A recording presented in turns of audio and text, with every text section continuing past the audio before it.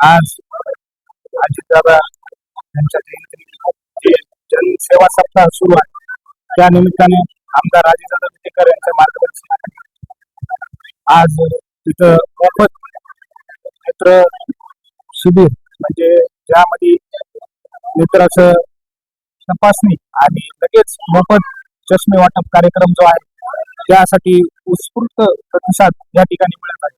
आज आपण आता पाहिलं असेल सकाळपासून एवढ्या लोकांचा प्रतिसाद आहे की असं आपल्याला आता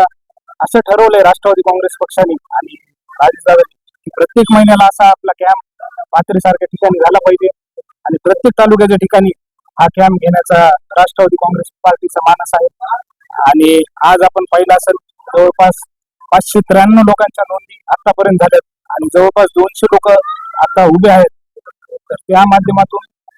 आज या ठिकाणी शिबिर होत आहे आणि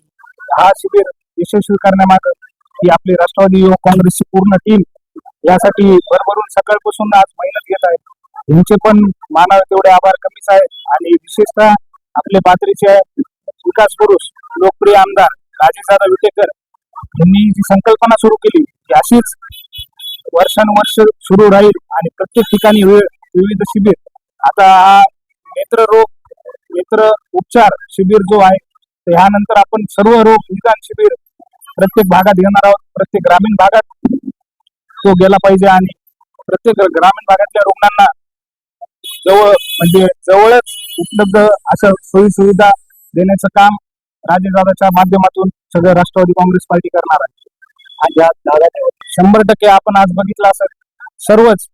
सर्व वयोगटातील माणसं ह्या स्त्रिया असतील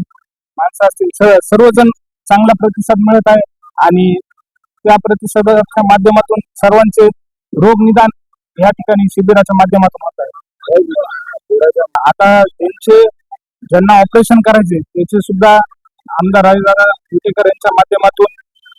परभणीला आरपी हॉस्पिटलला त्यांचे शस्त्रक्रिया त्यावर होणार आहे आणि त्यासाठी आपण एक टीम ठेवली ते नाव नंबर त्यांचं गाव आणि त्यांना नेण्या आणण्याची व्यवस्था ही सर्व मोफत करून दिली जाणार आहे आणि शस्त्रक्रिया देखील मोफत करून दिली जाणार आहे।